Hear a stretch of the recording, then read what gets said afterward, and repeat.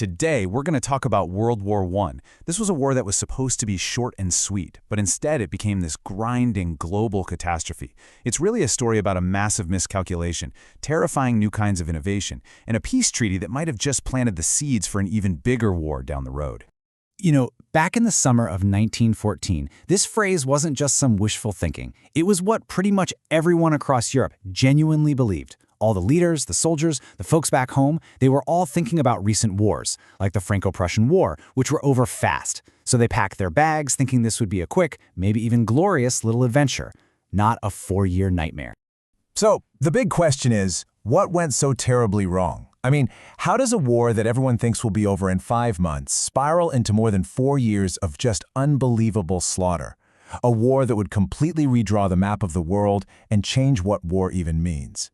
Right, so let's start there, with that grand illusion. This whole over-by-Christmas idea wasn't just a small mistake.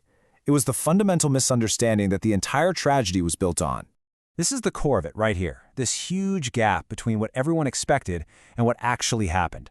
You had all these military strategies, like Germany's famous Schlieffen Plan, that were built entirely around the idea of speed and a quick knockout punch.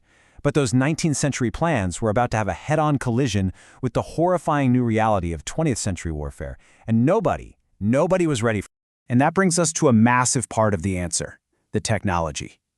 The Industrial Revolution didn't just give us cities and factories, it gave us a whole new way of killing.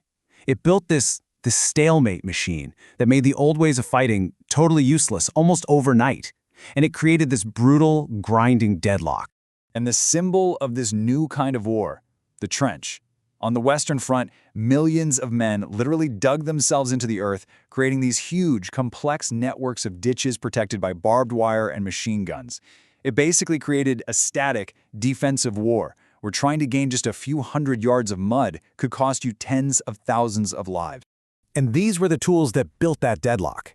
It's this really fascinating but absolutely deadly cycle. See, the machine gun made charging across open ground basically suicide, which forced soldiers into the trenches. Then came poison gas, this horrific new weapon designed to clear those trenches. To try and break the stalemate on land, German U-boats took the war to the sea, trying to starve Britain out.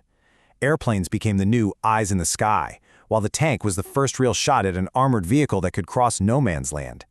Every new piece of tech was supposed to break the stalemate, but in the end, it just made the war deadlier and longer.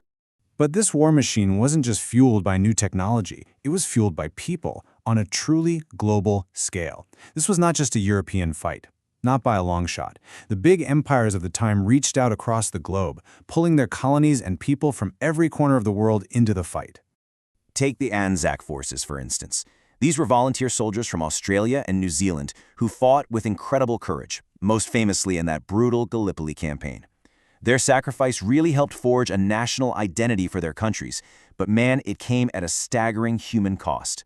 And the scale of this was just immense.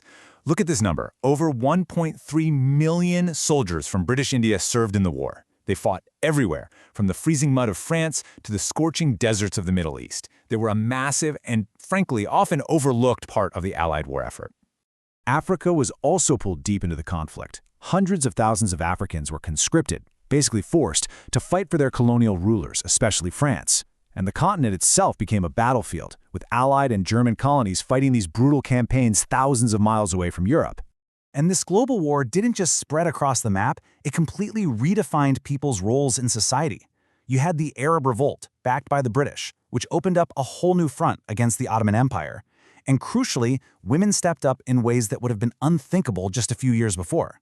They worked in dangerous munitions factories, they served as nurses on the front lines, and in Russia, they even had combat units like the Women's Battalion of Death. The war was literally changing society itself. Okay, so you take all of this, the global scale, the industrial level killing, the mobilization of entire peoples, and it all leads to this new, frankly terrifying concept called total war. The idea that a war wouldn't be won just by soldiers on the battlefield, but in the factories, the fields, and in the hearts and minds of everyone back home. So what exactly is total war? Well, it's when that line between soldier and civilian starts to get really blurry. Your entire nation, its economy, its industry, its people, basically gets turned into a weapon. Everything is geared towards one single goal, victory, no matter the cost. And to get everybody on board with this, governments used every tool they had. You had propaganda posters everywhere that made the enemy look like monsters to justify all the sacrifice. You had official war artists creating patriotic works to boost morale. And leaders pushed this intense, powerful nationalism, framing the war as this righteous fight for the very survival of the nation. Every citizen had to be part of the war machine. For years, the United States stayed out of it, officially neutral, but a few key things pulled them in. Germany's unrestricted submarine warfare, especially the sinking of the Lusitania, really angered the American public. And then came the Zimmermann telegram, this secret German proposal to get Mexico to attack the U.S. That was the last straw. By April 1917, President Wilson went to Congress and declared that America had to enter the war to make the world safe for democracy. The arrival of all those fresh American troops really helped tip the balance. And in November 1918, the guns finally went silent. But a whole new battle was just beginning, the fight over what the peace would actually look like.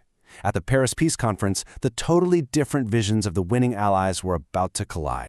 President Woodrow Wilson showed up with this incredibly idealistic plan he called the 14 Points. He was dreaming of a peace without victory, open diplomacy, less weapons for everyone, and this new international group, the League of Nations, to make sure a war like this could never, ever happen again. And here's where you see the crash. On one side, you've got Wilson's optimistic vision of a fair peace. But that idea ran smack into the other side, the European allies who wanted revenge. They had bled for 4 long years, and they were determined to make Germany pay. So what you got wasn't a peace between equals, it was a treaty all about blame and punishment. And the terms of that final treaty, the Treaty of Versailles, were just unbelievably harsh. Germany was forced to take all the blame for the war. They were ordered to pay crippling amounts of money to the Allies, their military was dismantled, and they were stripped of huge pieces of territory and all their colonies. And this, right here, is the crucial takeaway. For the Germans, the treaty was a national humiliation. It created this toxic mix of economic collapse and deep, bitter resentment. And those were the perfect conditions for extremist ideas to grow, which directly paved the way for the rise of Nazism and Adolf Hitler. And that's the ultimate tragic irony of it all, isn't it? The so-called war to end all wars ended up creating a peace that helped guarantee an even more destructive war just 20 years down the line. Which really leaves us with a vital question for today. When a conflict finally ends, how do you balance the need for justice with the need for reconciliation? How can we learn from the mistakes made at Versailles to make sure that the peace we build today is a peace that can actually last?